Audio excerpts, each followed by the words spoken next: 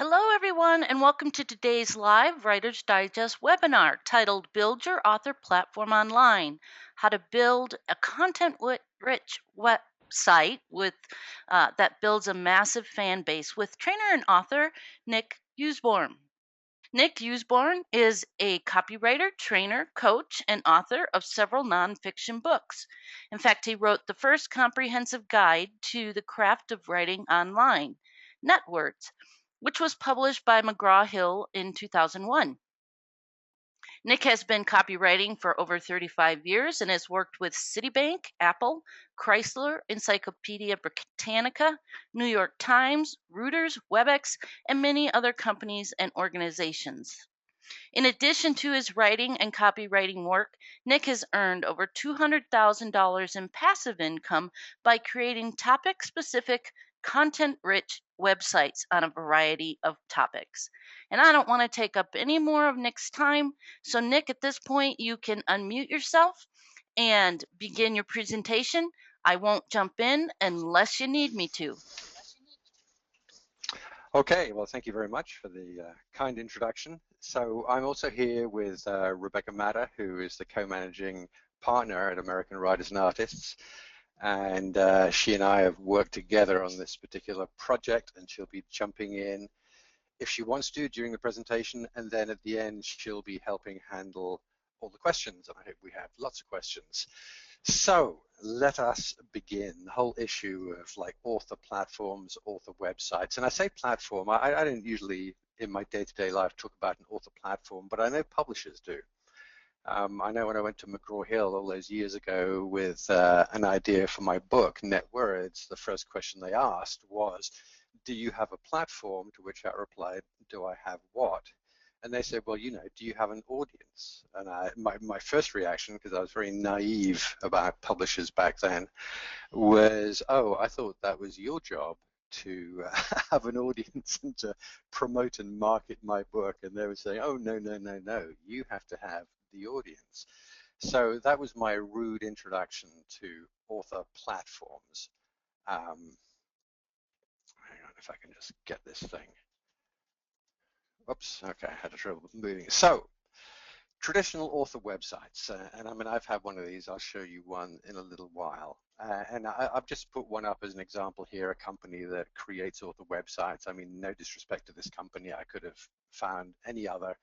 And also no disrespect to all of the, you know, independent web designers and developers who create websites for authors. But the sad fact is that these traditional author websites just don't work anymore. I'm going to get into the specifics of why that is the case, but I'll give you a hint right away, and that is that they just don't have enough pages. It sounds silly, but I'm going to explain this in some detail because it's absolutely kind of central to what I'm going to talk about today.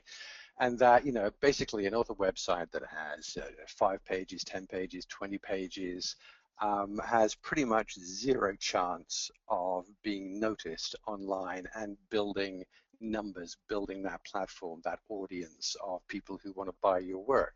Now, of course, there are exceptions to this. If you happen to be wildly famous, then your author website will do just fine because, you know, the mainstream media is pointing to it, linking to it, everyone's talking about it. And so if you're super famous, even if you don't write particularly good books, in my opinion, in this case, you'll do absolutely fine. Also, if you're one of the chosen few, if you're one of the fortunate, if you're one of the lucky ones, if you happen to be a fan of science fiction, then you probably know Hugh Howey, particularly for his Wool series and more recently his Sand novel. As you probably know or may know, Hugh started off just self-publishing through Amazon as his little, just as Kindle singles, as it were. Kindle publications, selling his books originally for about 99 cents. Since then, he's gone on to make millions of dollars self-publishing his books, a phenomenal success. And I've enjoyed his books. I like his books. I think he's a very good writer.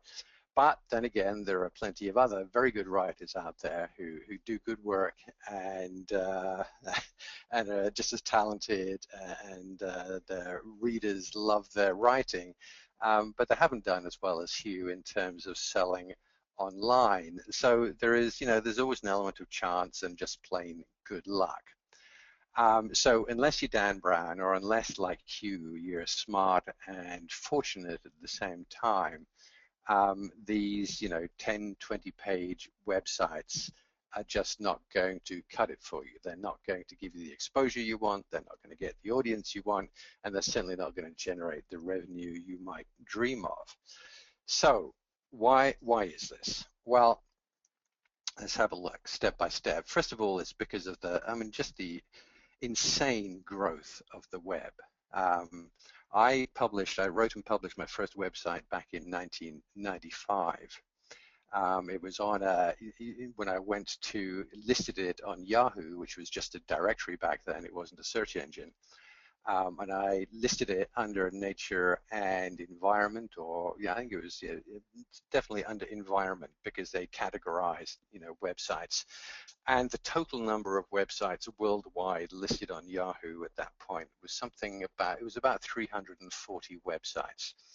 So I got, although there were far fewer people on the web, I got huge traffic to my website because there were so few websites. I was only competing with 300 other websites in the environmental category of the web. Well, since 1995, an awful lot has changed.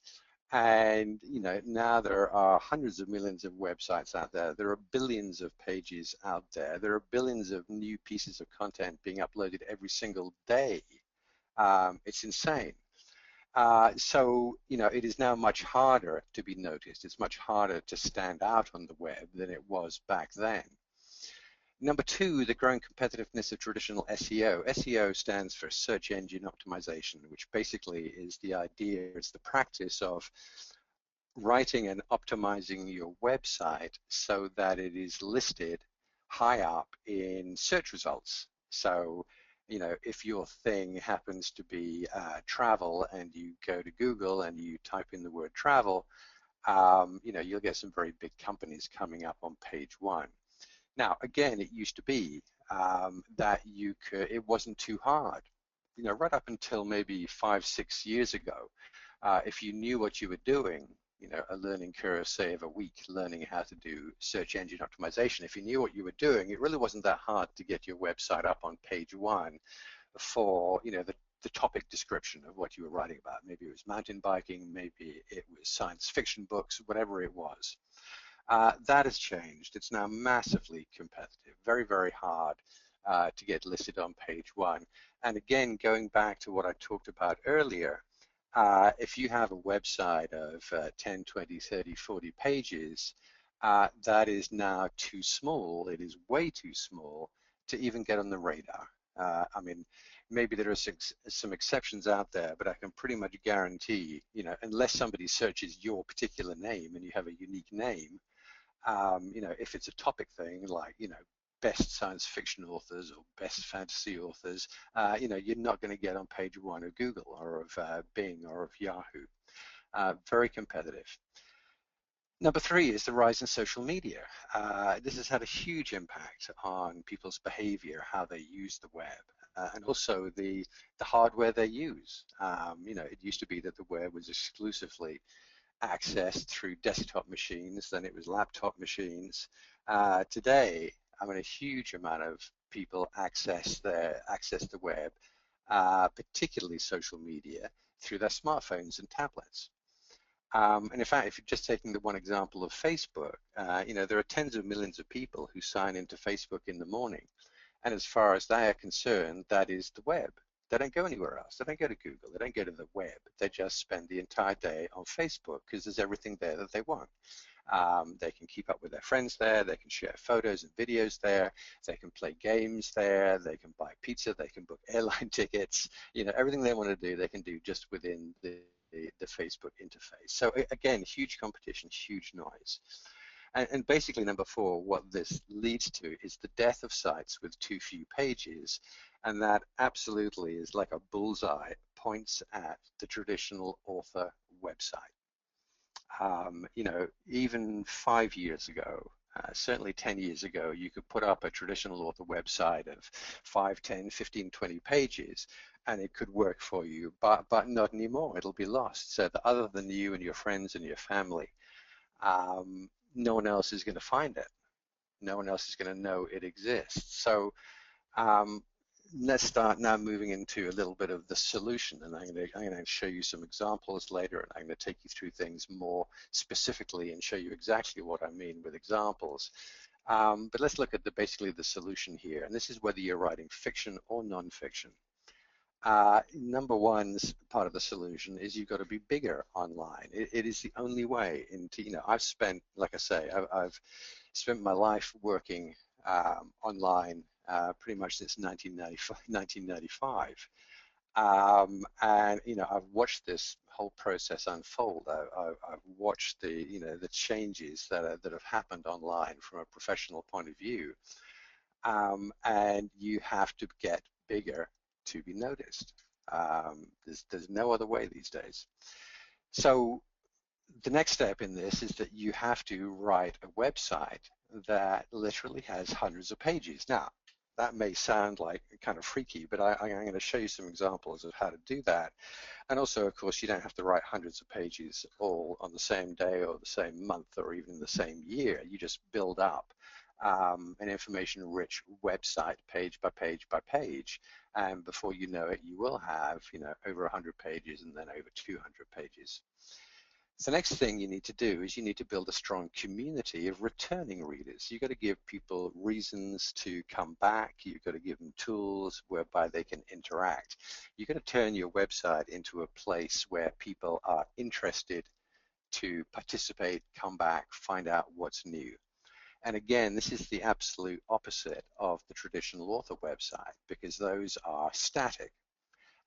Here are my 10 pages, please read them, and please buy my book or one of my books. A traditional static website with just a few pages gives people no reason to come back. So you have to build a community. And once you've done that, once you've got the numbers, you've got lots of pages, you've got lots of visitors, you've got a strong community, now you're in a far, far stronger position to drive sales of your books and other content through that community. All right, so the whole game has changed since the traditional author platform, traditional author website days. The game has changed significantly, and it's all due to the growth of the web. It's all due to the growth of social media. It's all due to the changing in the hardware, et cetera, et cetera. This thing never stands still. Now, when you do it this way, all of a sudden now your site's being visited daily, not just in spurts. When you publish something, I know some authors where they publish a book, there's this, probably for a couple of months before they publish, there's all this activity on their website, then they publish, and it's all hooray and yeehaw and excitement for a couple more months, and then nothing happens for another year or two until the next book comes along. Sites like that do not survive online. They're just not found, they're just not seen. So you need to develop a site that is visited daily. People always have a new reason to come back, whether it's to read more of your content or to interact with other people interested in the same topic. And that's, like I say, it has to have that active community. And of course, the more visitors you have, the greater the opportunity to make money, to monetize that traffic, as we say. All right. So here's the trick, and that is to not just share tons of random information and random content. And when I say content, I mean it could be a blog post, it could be an article. But it could be photographs. It could be a slideshow of photographs. It could be a slideshow of a presentation like this one. It could be videos. So when I say content, I specifically am not saying just the written word. The web is multimedia. And again, in 1995, it was all about the words and some small photos, because it was all on phone lines and download speeds were very slow. That's changed now. So when I say web content, I'm talking about multimedia content. So for fiction writers, this topic might be a subset of your genre, whether it's sci-fi, fantasy, crime, romance, whatever. So as an example, if you're writing in the sci-fi genre, and your thing is, your novels tend to be set in the world after the apocalypse. All right, there's a kind of subgenre of sci-fi or fantasy. That then becomes the topic. It becomes the principal topic of your website, and you write, more and more about not fiction. You're just writing about the various scenarios that play out, post-apocalypse.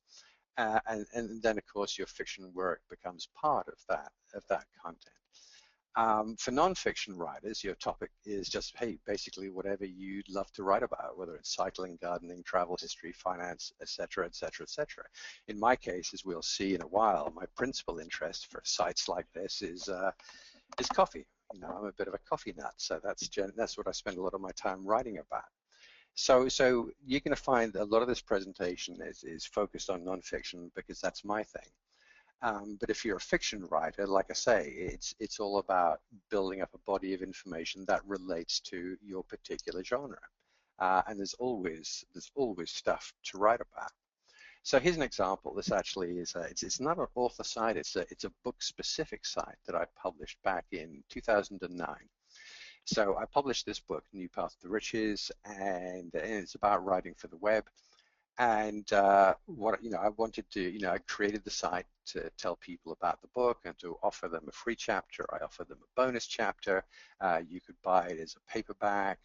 It's available on Amazon. You could download it as a PDF, all the usual stuff. So it wasn't expensive to put together. Once I got the cover for the book, the website was fairly easy and inexpensive to create. I believe it was, I think I was just done on WordPress. But one thing to notice, back in 2009, I was already aware that, the 5, 6, 7, 8, 10-page author website or books website wasn't enough. So I added a blog.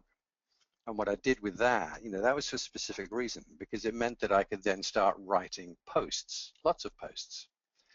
And I could, I'd publish a post 2-3 times a week, all relating to, the subject of my book. That allowed me to share information. It also allowed Google, when they came to my website, to think, oh, hey, this website is being updated 2 or 3 times a week. And Google likes that. They love fresh content. Yahoo and Bing, all the search engines give you brownie points if they notice that your website is alive, that new content is being added on a regular basis. It also helped me build community because I would, I'd write the blog post, I'd promote it through social media. I'd get people adding comments at the bottom of each blog post, because that's the advantage of a blog over a static traditional website where you just write an article and there's no feedback.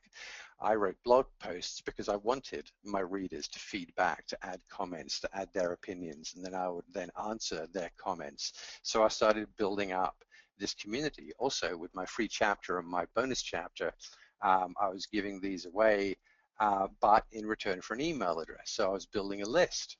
All right. So, if something else happened with this book, if it was being featured somewhere, I could let everyone on my list know about it. If I was going to write a follow-up to the book, which in fact I didn't, but I wanted to plan ahead, then I'd have a list to promote that to people as well. Now, that's what I did in 2009. Today, if I were building a website around a book, or if I were building a website around myself as a publisher, I wouldn't do it that way anymore, because it's not enough.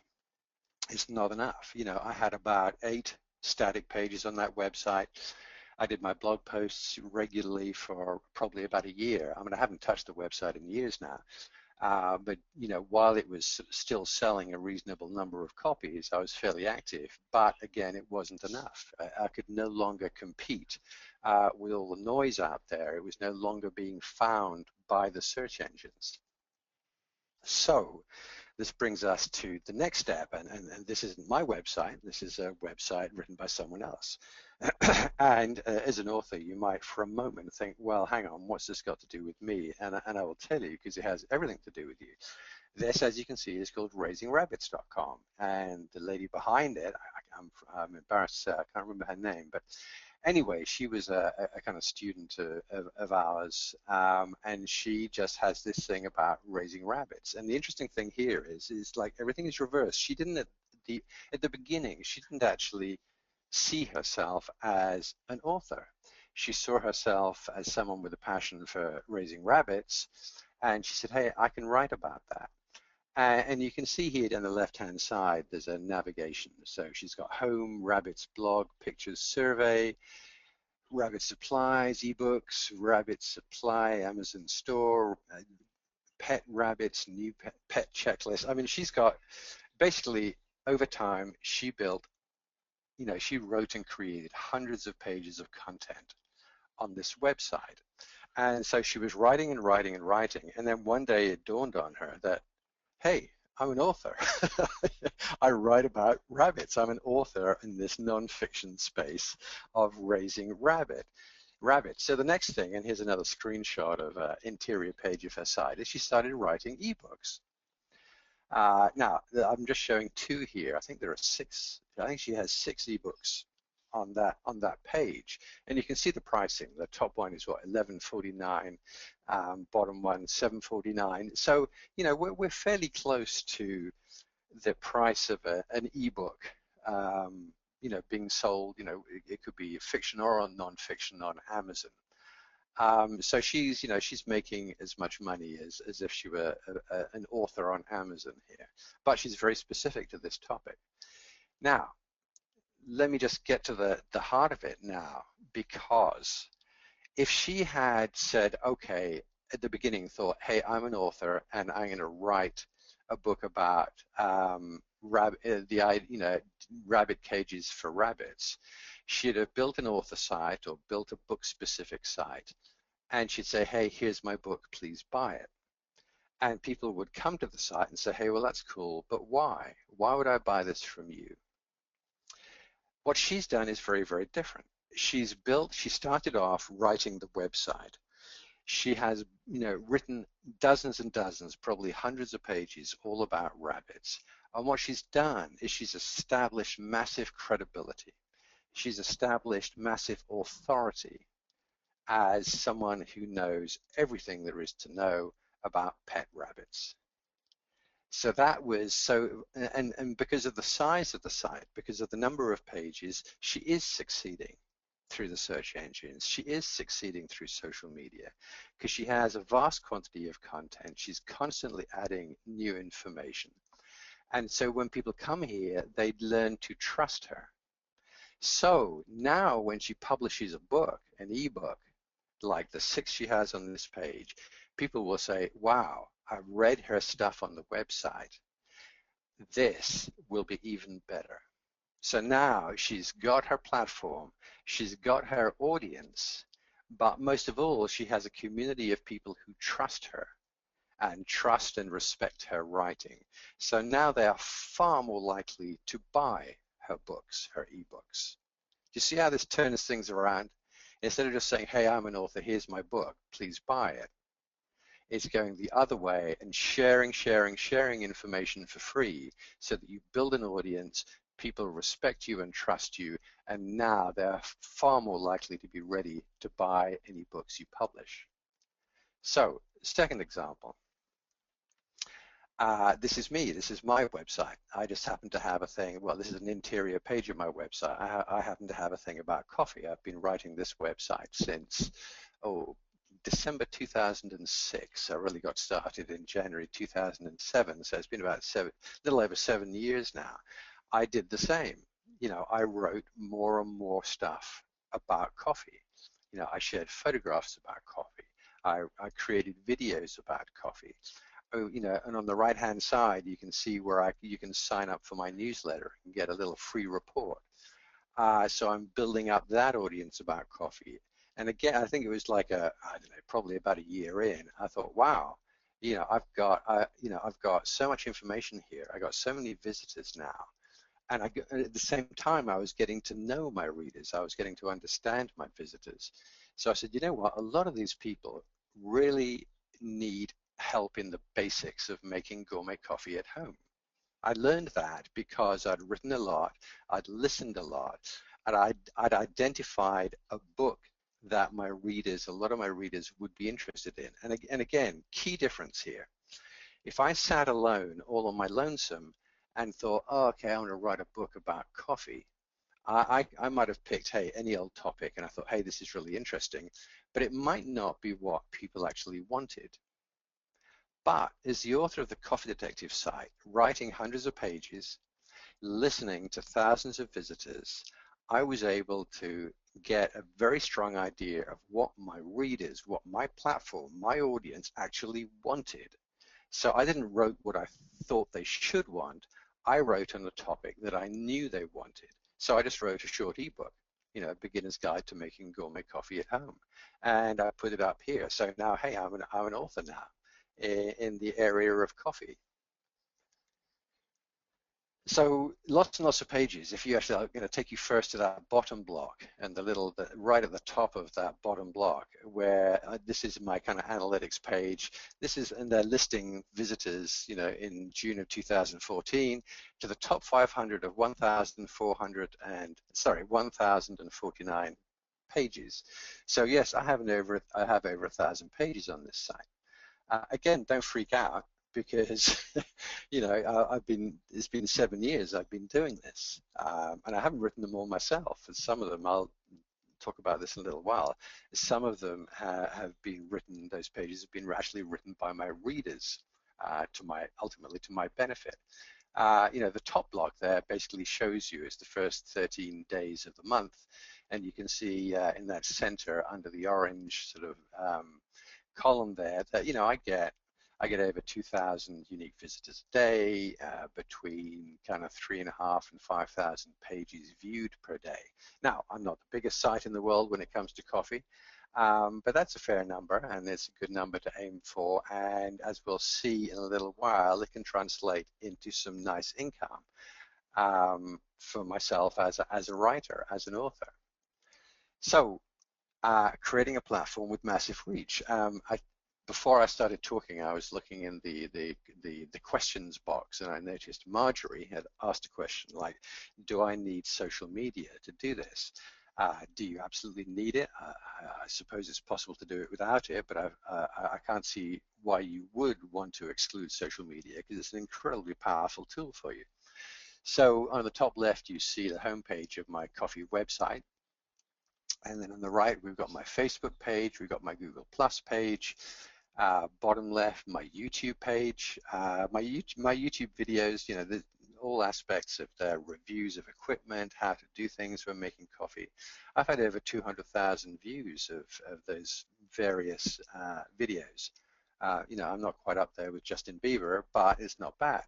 And then bottom right, I got Twitter. I got more than that. I got a LinkedIn page. I got a Pinterest page. I've got a SlideShare page. I've got a Scribed page. I'm all over social media because that is where people spend their time, and it's a great way for me to introduce Coffee Detective to those people. So they might find a Facebook post of mine through a friend or whatever, or through a search, and say, hey, this looks interesting. They click on the article. Now they've discovered the Coffee Detective website.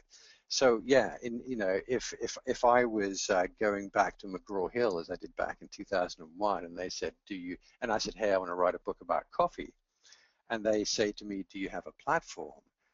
And I say, well, actually, yes, I do. I have a tremendous platform. I reach over, I have over 100,000 page views a month on my platform, and they're all people who are interested in coffee. So if I wanted to go to a traditional publisher to write a book about coffee right now, I'd be in a very, very good situation to do that. So, there's very, very simple math here. If you want to make money from your author side, you need lots of content. And like I say, content isn't just words. You need lots of visitors, and you need lots of sales. This is the simple math of the web, and it's definitely the simple math of the new author website. This is author website 2.0. And like I say, that traditional author website or platform of just 7 or 8, 10, 15 pages is dead. You just cannot do it. You cannot do it. You need the numbers. So, some thoughts on these pages of content. There was a trend a few years ago for people just to say, oh, okay, it's volume I need, it's quantity I need. So web owners, webmasters, writers were just writing as much content as they could without any regard to the quality of that content. That was a bad move. I mean, it's a stupid move because basically I was talking earlier about how the Rabbit Lady or me with my coffee site, we build respect through our audience and trust and authority, basically through the quality of our content, not the volume. So the companies, there were these things called content farms, companies that would write to you, that I could go to them and I could say, and I didn't, and I never would, but I could say, hey, write me 100 articles related to coffee. And they'd write 100 very indifferent, very bad articles, and then I could put them up on my website. I wouldn't do that because I'd lose the trust of my readers, but plenty of companies did. And in fact, Google, the principal, the 800-pound gorilla of search engines, has changed its algorithm to specifically punish companies that put volume ahead of quantity. So yeah, you write great stuff, write really good stuff, and you'll attract fans who trust you.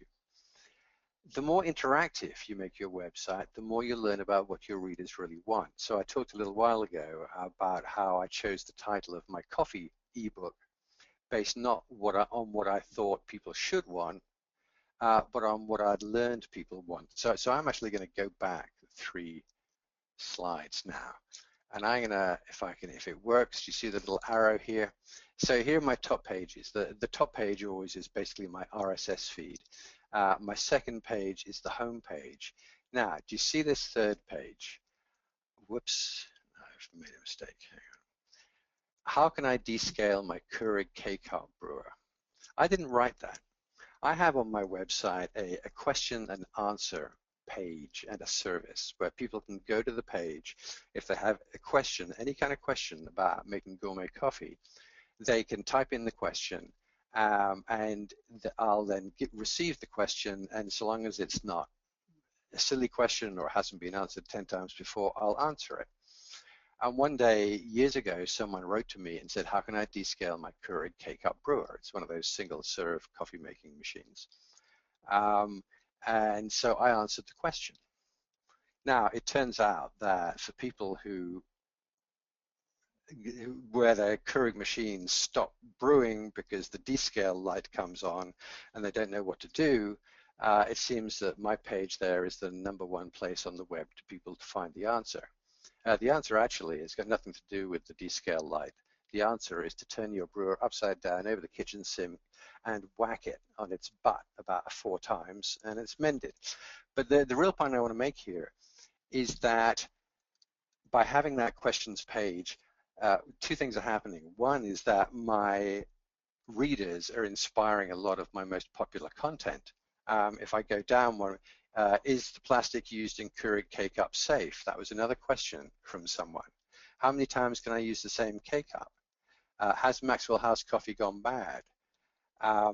It's like half my most popular pages are actually inspired by questions that my readers ask. So that's what it's all about, interaction, and where I learn about what my audience is really interested in. Finally, I'd say the more you write and listen, the sooner you'll be ready to write your book. And it's just like the lady with the rabbit website. She didn't start off thinking, hey, I'm an author. She started off saying, hey, I really love rabbits and I can share my passion with other people. And then once she had written dozens of pages, she thought, whoa, hang on, I can put some of this, I can repurpose some of my content in the form of ebooks. And all of a sudden, she is an author. So the more she writes and the more she listens, the more, the closer she is to being able to write her next ebook based on her knowledge and also the interests of her readers. This is very, very different from the traditional author approach, the author website approach. So here, I just want to write from one writer to another. I'm assuming I'm a writer. I've always been a writer, and I'm assuming that you're a writer. The best way to learn more about your topic, and this is whether it's fiction or nonfiction, is to write more about your topic. I know this to be true in so many aspects of my work. Is, you can read stuff, you can watch videos, you can watch a TV show, you can read a book about a topic, and the information comes into your head, and most of it disappears quite quickly. If you really want to learn, I think the best way is to write, or indeed to teach. When you teach a subject, it really makes you pay attention and kind of formalize your learning.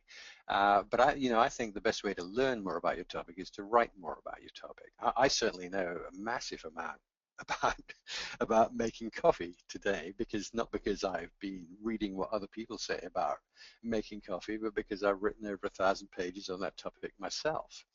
The more you write, the more you learn, the more you have to write about, and the more you write, the more money you can actually make, with a website. So there are three basic ways. So we're going to get to the point now where everyone perks up and grabs their pencil. You can monetize your new website, and also, just before I get into this exciting part. Part of this is a changing your perception. It's a kind of different paradigm of what it actually means to be an author. In the olden days, to be able to say you were an author, you had to have a book published by a recognized publisher, like Penguin or McGraw Hill or whatever. If that wasn't the case, you were just a wannabe author. That's not true anymore. You can be a very legitimate author, like Hugh Howey. By being self-published. But also, I think that, again, the description of an author, I don't think you have to be a book writer in order to be an author. I think you can write a website about any topic you want to, and now you're an author. It's a different medium. It's not a book. It's a website, but you're just as much an author as someone who does write a book that is published in hardcover, or even a book that is published as a download. So, right, we're going to look at how to monetize your website. So this is going to be basically sell more books and ebooks, make money through on-page advertising, and earn royalties as an affiliate. So books and ebooks, that one on the top left is the one that was published the traditional way by McGraw Hill. It's the only book I've published traditionally. The other ones there are all about aspects of writing for the web, or writing for social media, or copywriting. And the one on the top right is specifically for freelancers. These are all self-published. They're all published through a platform. I have my coffee site, but that's my hobby. Professionally, I'm at nickosborne.com, and that is my platform. I have people go there every day. I have a newsletter list. That is my author platform, as it were. So whenever I write a new book, I have a ready-made platform and a ready-made audience of ready-to-buy readers. So that's one way, and it's like the Lady with the Rabbit website. And I'll probably write more, download books about coffee for my coffee website. Another way to make money is on-site advertising. So if you look at the top left, this is just a random, something to do with coffee, I think, search on Google. And when you do that, what happens is those top 3 results in the main column on the left, and all the results on the right are in fact paid for links. They're not organic results, they're paid for. And that is done through Google, through what they call their AdWords system. Well, if you go to the top right now, Coffee Detective, and follow the blue arrow, as a publisher, you can create an account with Google, and you can publish, you can insert those Google ads into your website. So if someone comes to that page, they're reading all about organic fair trade coffee, and they see those ads, and if they click on one of those Google text ads, I make money just for the click. Maybe it could be 20 cents, it could be $2, it could be $3, depending on how much the advertiser has said they're willing to spend. So I make a significant income just from people clicking those ads.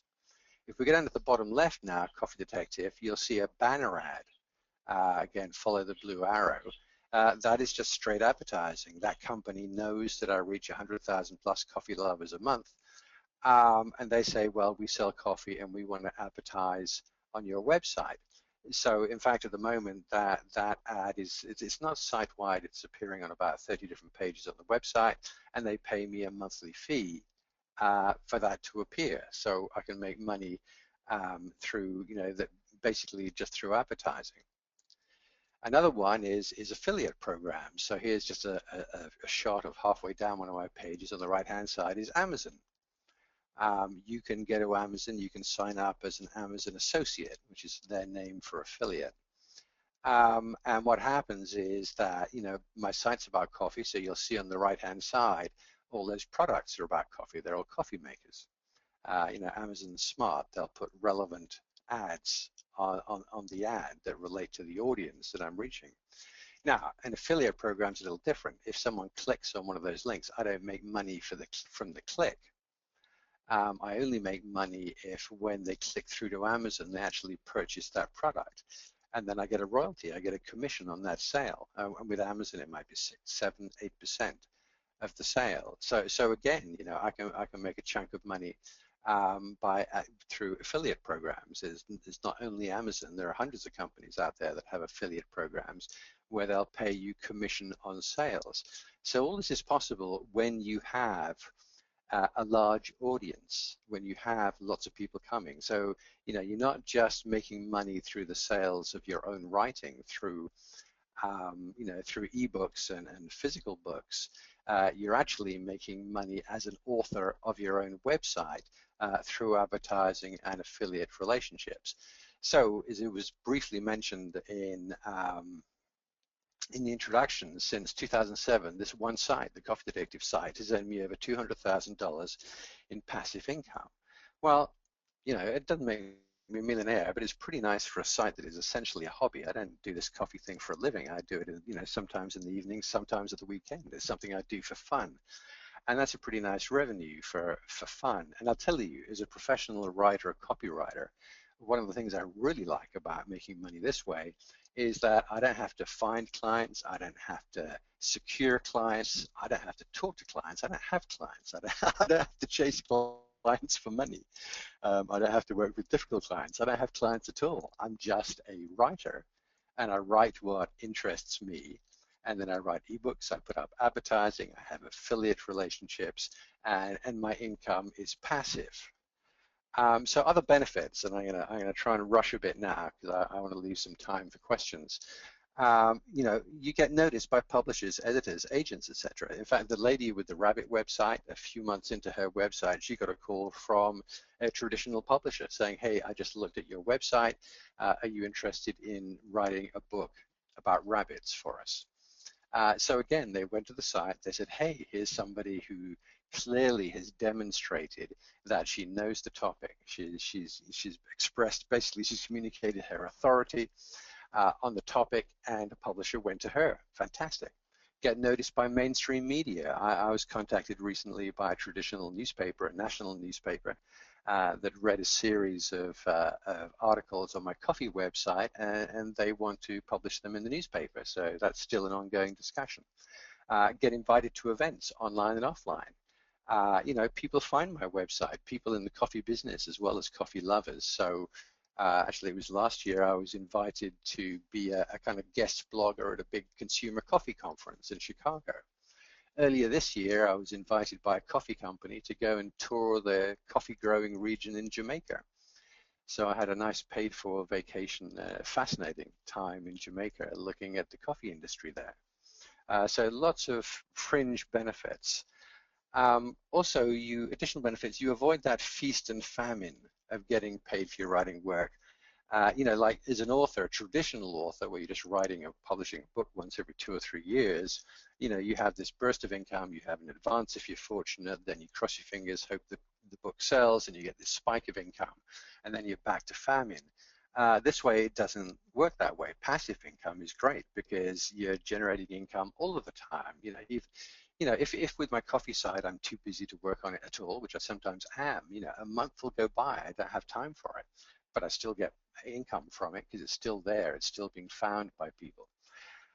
You get past that roadblock of being an unpublished writer. There are so many talented writers who haven't been able to be published in the traditional sense. Well, you get past that roadblock. You become a writer when you write your own website. And once you've written your own website, as I've been saying, it becomes that much easier then to have an audience who are ready and willing to buy your first full book on the subject. And basically you take control. You can take control of your writing life, your writing career now, and your writing income with this thing that I've been. This is like a money-making website. That's Coffee Wine is certainly that for me. So we're going to move on to questions just in a moment. So stick with us. But I just want to say, I've referred to one or two people as kind of students. After I had success with my coffee website, I sat back and actually written with American writers and artists an entire program that teaches this process from beginning to end, like how to choose your topic, how to put together the site, it's the how-to step-by-step instruction. There's hundreds of pages in this program. There's a 7-week live webinar training. There's ongoing community support. I think in the community support area, there's over 1,000 people who've taken this program and have successfully published their websites, and they're there to help everyone else who comes in and wants to do the same thing. So if this whole concept appeals of this kind of transforming the old school author website to this whole new different approach, then there is this program that is available. And I'm just going to put up, there are a couple of links here you can follow to find out more about that. But that said, I see we seem to have quite a few questions. So Rebecca, I'm going to jump over to you, and maybe you can start feeding them to me. We have had so many questions, and I've been working fast and furious to answer as many as I could as we're going. But I'm gonna tackle some of the ones that I'm seeing consistently asked again and again. The first one everybody wants to know, if you can touch on this first, is the difference between a blog and content. And do blog pages, do blog posts count as content pages? When you were saying, hundreds of pages, if they're writing blog posts, do those count? Can you just address the difference between blogs? Do they need a blog in addition to a website? Is it part of the website? That kind of thing. Right. So certainly a blog post absolutely is content. So there's traditional static content, and there's blog content in the form of posts with comment streams. I think the most successful sites actually are a combination of both elements, where you have a website with a whole bunch of static permanent pages, but also a blog of like, hey, what's new, what's happening, what am I hearing about, where have I been, what have I discovered recently. Now, that said, you can also create a money-making website purely as a blog. I've seen people do that. But for me, the sweet spot is to actually combine them both, is where you have a combination of blog posts so that you have that continuity of that, hey, yes, I'm here. Yes, I'm publishing on a regular basis. Here's this week, or here's this, or today's post. But then in the background, to have all these static pages that people can kind of dig in and research and find out more. Excellent. And so another question I'm getting a lot of is the topic of the money-making website. People are asking, I'm a romance fiction writer, I'm a mystery writer, I'm a thriller writer. Can you help them make that leap between what they're writing about, what their book is about, it's fiction, versus a money-making website? What kind of topics should they choose to write about? Well, let's say you're writing a thriller. Let's say it's a kind of police procedural thriller genre. You can build a website about, hey, when you're researching a novel like that, you dig deep into the whole world of crime and police procedure. So that information you can share. You can build an authoritative site on, this is the kind of nonfiction side of, hey, here's what's happening in this world of police procedure, of autopsy, of that whole area. So you can become a fascinating resource for people who are interested in that whole topic. And again, it builds your authority in the topic area. People hear about you in the topic area, and then you write your fiction book, and people think, wow, this, I really want to get this book because they're a great writer, and I absolutely believe in their authority as an author on this topic, because I've been reading these fascinating blog posts and other information about police procedure and autopsy and et cetera, et cetera, et cetera, and crime, et cetera. So yeah, it's a matter of if you're a fiction, hey, if it's romance, there are lots of people running websites about relationships. Maybe it's relationships for the young, maybe it's relationships for retired, maybe whatever it is. There's all kinds of websites out there on relationships. So again, you establish yourself as an expert in this area, and then you write this book, your romance novel, and all of a sudden you have this audience, you have this platform, and you have this respect and credibility. Thank you. And now this question I probably have 30 plus people asking, and that's about driving visitors to the website. Now I know that this topic is almost, it's too big for us to even discuss in this limited amount of time, but if you wouldn't mind just touching on maybe a couple of ideas of how to drive traffic. I know you cover it extensively in your program, but just even giving people a couple of ideas might be helpful so that they can wrap their minds around the driving traffic part. Right. Well, there are a few ways. I mean, first of all, there is the business I mentioned about search engine optimization, and I talked about a bit of a learning curve, like a week's learning curve or whatever. So yes, you learn about search engine optimization, you optimize your pages, and then sites like Google will find you, and Yahoo and Bing will then find those pages, and the better you've optimized those pages, the better the quality of the content, you will start appearing in organic search results. Perhaps the fastest and simplest way these days to start building your traffic is through social media. Hey, I mean, you probably already have a Facebook page. If you build, and you're probably, if you have a topic you're fascinated in, let's say, again, it's in my case, coffee, you're probably already mentioning coffee in your personal Facebook, on your personal Facebook page. So all of a sudden, if you build a website about it, you say, hey, great news, I've just started a website. And the great thing about social media is that it can spread. It's not just your immediate audience. It can spread. You can do the same with Twitter. You can do the same on Google+. You can do, if there are videos you can take, you use YouTube. So I think social media is probably the fastest way these days to kickstart things. And beyond the kickstarting, then what happens is, it comes to the quality. If your website is interesting enough and trustworthy enough and people are impressed by it, then people who visit there will start telling other people all about it. But in terms of kickstarting, the two biggest ones are the search engine side, so that you get on Google, and the social media activity, so you just get in front of a ton of people very quickly.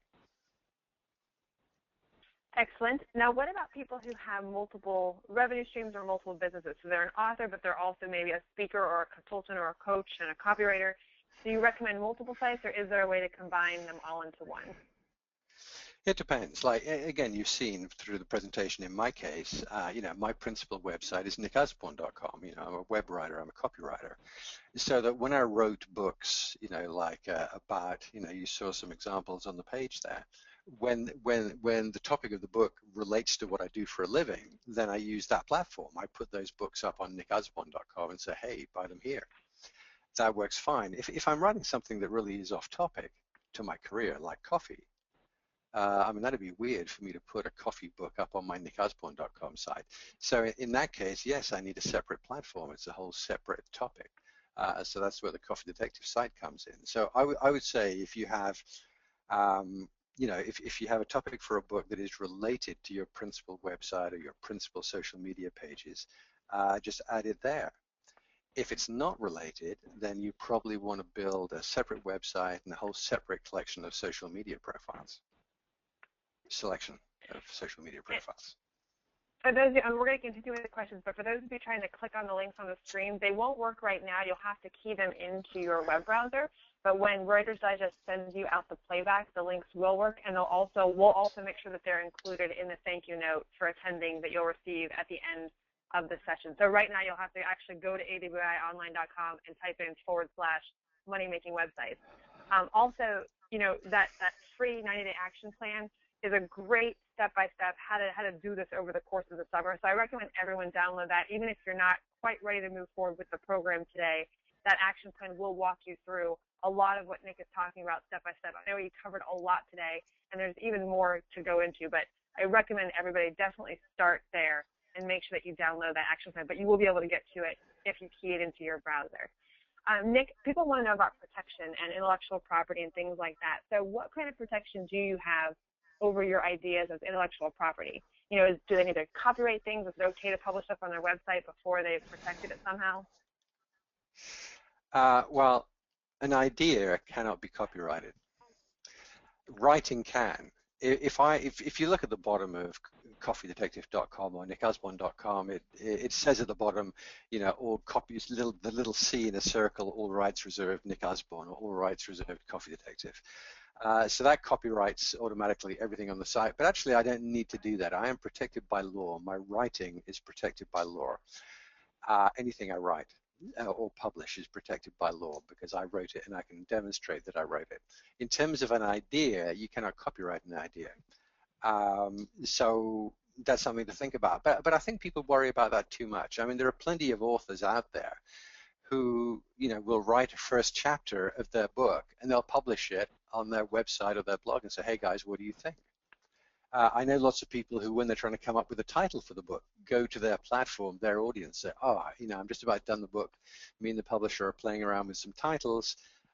Here are 5 titles. Which one do you guys like? So they're asking their audience to help choose the title. So, confident writers actually put out stuff. They'll put out chapter 1. They'll put out their idea. They'll put out a title in advance of publishing. And generally, it's not a huge problem. I think people get over anxious about, oh my goodness, if I let people know the topic of the book or the kind of theme of the book I'm about to write, then someone will steal it. I guess it's happened, but it doesn't happen much. Okay, we're getting a lot of questions about technical. People are fearing actually building the site, and I do know that you go through this a lot in your program. But as far as tools go, what are you recommending that people use? And I'm getting a lot of questions about Blogger, Blogspot, something called Squarespace. Right. Well, hey, and again, this is a 2-hour discussion, but I would first say that 10 years ago, 15 years ago, it was quite tough to build your own website if you didn't have coding skills. These days, it's a piece of cake. If you can find your way around Facebook and uploading images and videos and getting into discussions and chats on Facebook, you have most of the skill. You already have most of the skills you need now to develop a website. In terms of, if we're going to miss out the 3 hours in between and get straight to it, there are 2 platforms that I cite. One is the one I use for Coffee Detective, which is called Site Build It. SiteBuildit.com, and the other, of course, is WordPress, which has become, is basically a kind of dominant publishing platform these days. And yes, if you get WordPress, and there are plenty of plugins you can get. There are lots of kind of themes you can buy for WordPress. And WordPress isn't just a blogging platform anymore.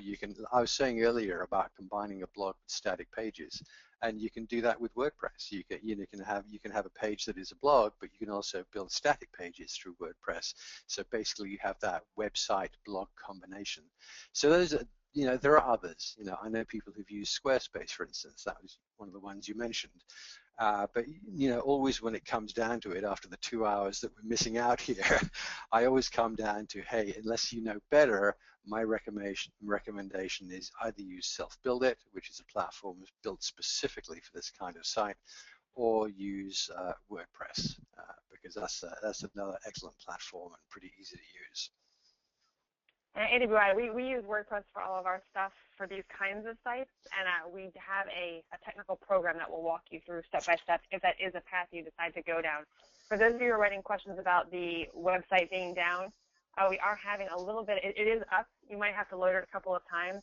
If for some reason, I don't know if people are just flooding it all of a sudden or what's happening, but if for some reason you can't get to that action day plan, I will make sure that it is attached to the thank you that will come following the session. Writer's Site just allows us to send you a thank you note afterward, and I will make sure that you get that document or that we fix the problem before the end of the day.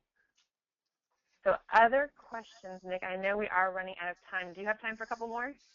Yeah. I just saw a quick comment from someone saying that they appreciated the fact that you and I sounded quite sincere about this whole thing. Well, and I understand that. It's a valid comment, absolutely. Yeah, and hey, this is something that I've put thousands of hours of work into this whole thing, this whole you know, it all started with the Coffee Detective site. And yeah, we are very serious and very sincere about helping other people do this. And just to talk about Nick's training ability, I mean, you know, you're all saying how great the session was, and that's fantastic. He's an amazing teacher. He's not only been doing the money-making website side of this, of what he taught you today, but, you know, Nick is an online copywriter as well. He has trained so many businesses, New York Times, AOL, Disney. I mean, this is the guy that people went to when the web first came to be as far as people selling online and building websites. He's the guy. So you're hearing from the best in the business. He's an amazing teacher, and yes, we love working together because the value that he brings to writers is incredible. So I highly recommend, if you have the opportunity to continue learning from Nick, that you take advantage of it. A couple more questions for you, Nick. Give me 1 second to get back up in here. What about children's authors? We've got a couple people who are writing children's books. Can you think of a way that this would apply in that space?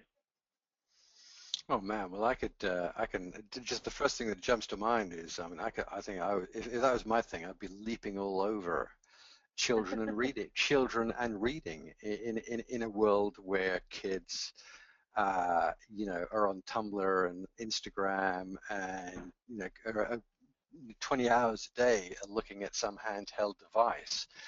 I think I'd probably be creating an impassioned website all about the value of a kid sitting down and actually reading a book, reading something, rather than just flitting between Instagram, Tumblr, or Snapchat, and all those kind of apps on their smartphones.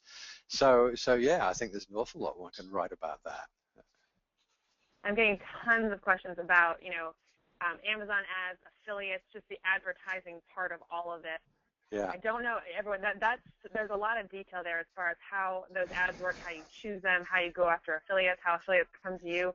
That's a lot of detail here right at the end.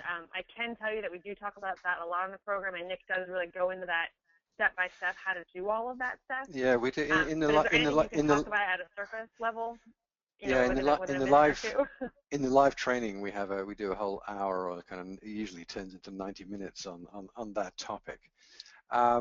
Yeah, I mean, I just looked at. I think when we do that live training, I think it's something like the title is 8 different ways to monetize your website.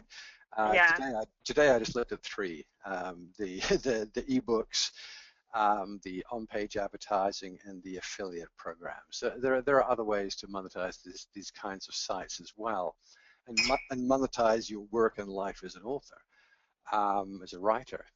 I don't know what I can say to, but basically it's easy. It's easy. If you want to have those Google ads, it's easy to set up.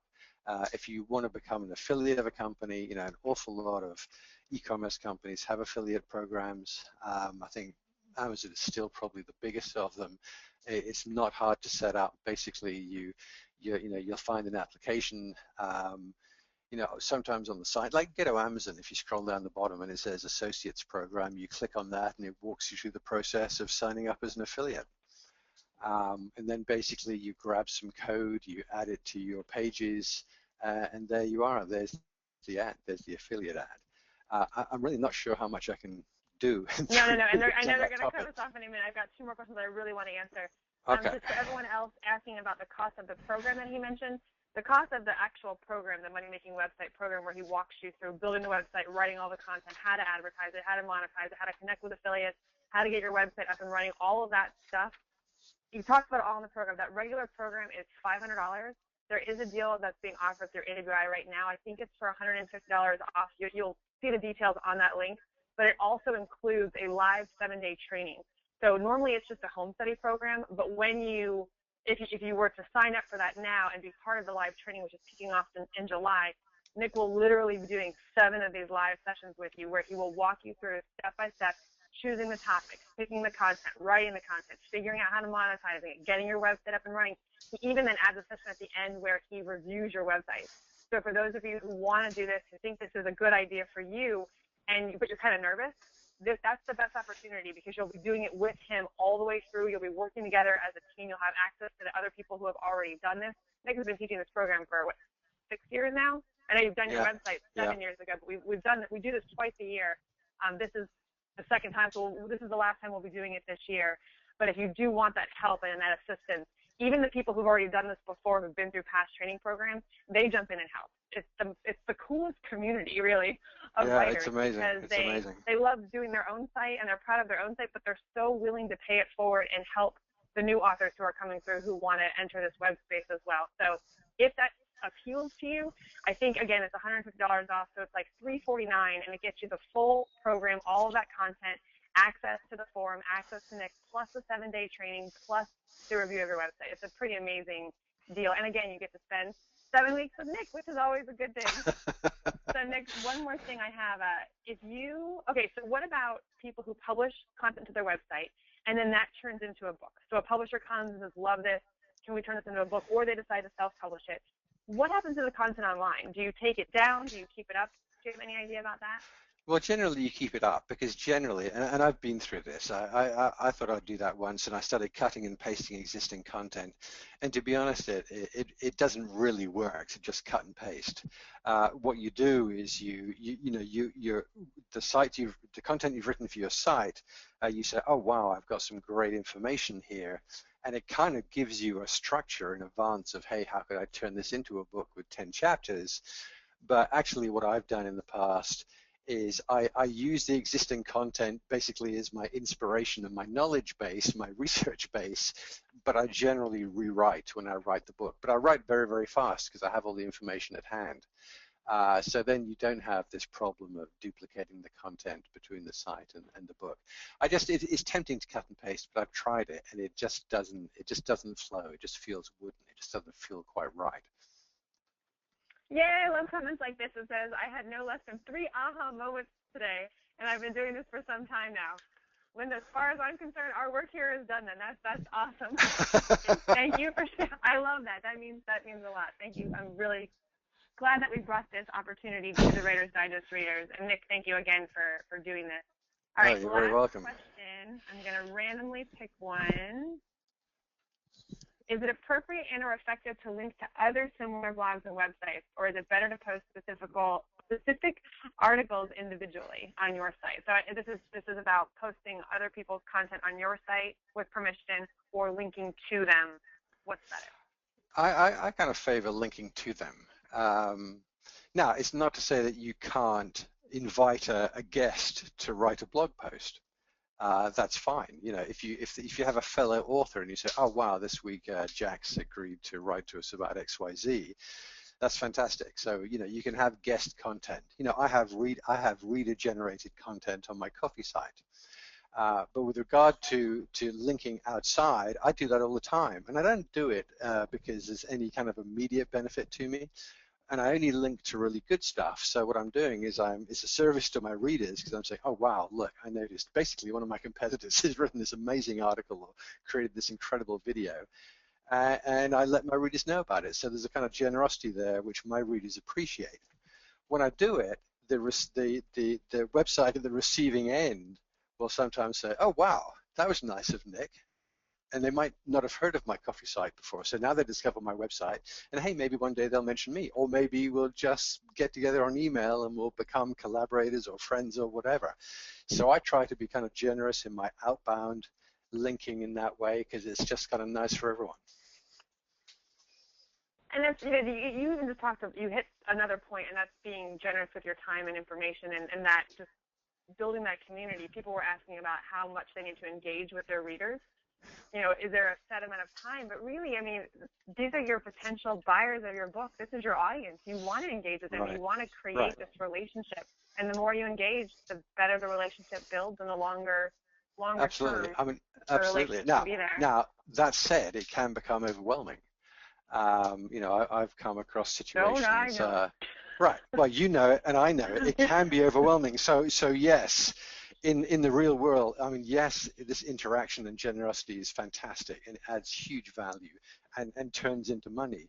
But also, yes, you have to manage it. You have to manage it so it's reasonable, and you don't find yourself spending half your day, talking with people, because you got other stuff you have to do. But you'll figure that out. It's a good problem to have. It's a great problem to have.